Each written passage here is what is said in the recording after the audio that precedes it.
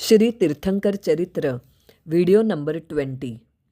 हम जहाँ पे श्री तीर्थंकर चरित्र इस किताब में सर्वप्रथम श्री आदिनाथ परमात्मा का चरित्र पढ़ के होने के बाद आगे के तीर्थंकरों का चरित्र पढ़ने से पूर्व हम कुछ बातों का वर्णन देख रहे हैं, जैसे पंच कल्याणक। पिछले 2 वीडियो में हमने च्यवन कल्याणक, जन्म कल्याणक, दीक्षा कल्याणक और केवल ज्ञान कल्याणक इसके बारे में जाना। इस वीडियो में हम निर्वाण कल्याणक के बारे में जानेंगे। निर्वाण कल्याणक यह पंच कल्याणकों में से सबसे अंतिम और परम कल्याणक है। यह वह क्षण है जब तीर्थंकर संसार के सभी बंधनों से मुक्त होकर पूर्ण शुद्ध आत्मा बन जाते हैं। जब कोई तीर्थंकर आत्मा अपने सभी 4 अघाती कर्मों यानी नाम, गोत्र, वेदनीय और आयु, इस 4 अघाती कर्मों का पूर्ण नाश कर देती है और भौतिक शरीर का त्याग करके मोक्ष सिद्ध गति प्राप्त करती है, तब निर्वाण कल्याणक का उत्सव मनाया जाता है।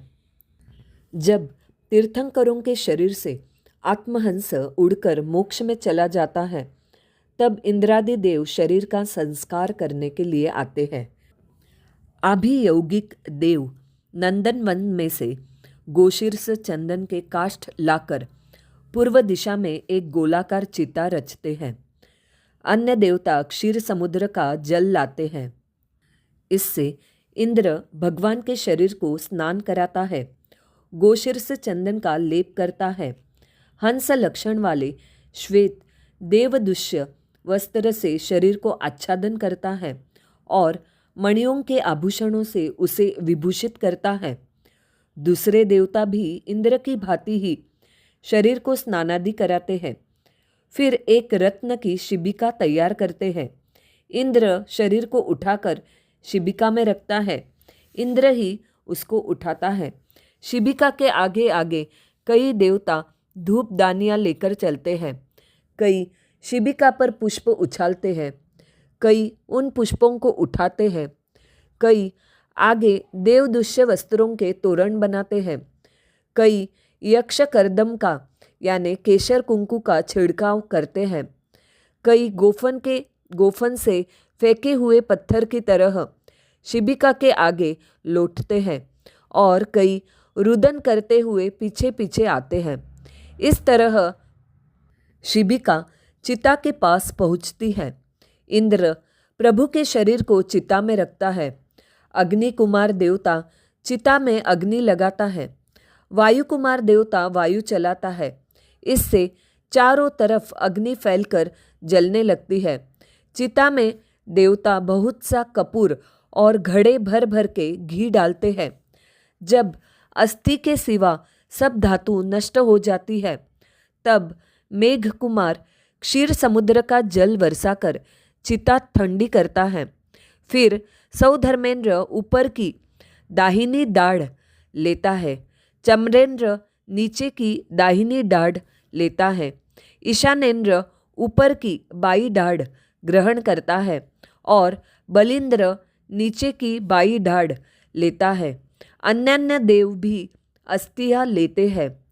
फिर वे जहाँ प्रभु का अग्नि संस्कार होता है, उस स्थान पर 3 समाधियाँ बनाते हैं और तब सब अपने अपने स्थान पर चले जाते हैं।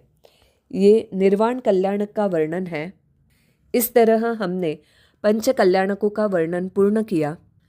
अभी किताब में आर्य का वर्णन दिया हुआ है, वो हम अगले वीडियो में देखेंगे। सर्वप्रथम श्री आदिनाथ परमात्मा का चरित्र पढ़ के हो गया है। अभी प्रत्येक तीर्थंकर के चरित्र में बार बार इन बातों का वर्णन न देना पड़े, हर एक चरित्र में समय बताने के लिए आरों का उल्लेख आएगा, इसलिए आरों का परिचय यहाँ पे दिया गया है। उसी तरह से तीर्थंकरों की माताओं के 14 महास्वप्न का वर्णन दिया है, जो हमने देख लिया। पंच कल्याणक का वर्णन दिया है, वो भी हमने देख लिया। और 34 अतिशयों का वर्णन बताया है, वो भी हमने तीर्थंकर चरित्र के वीडियो नंबर 7 में देख लिया।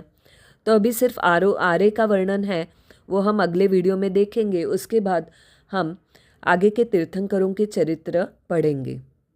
अविधि आशात्ना मिच्छामि दुक्कडम।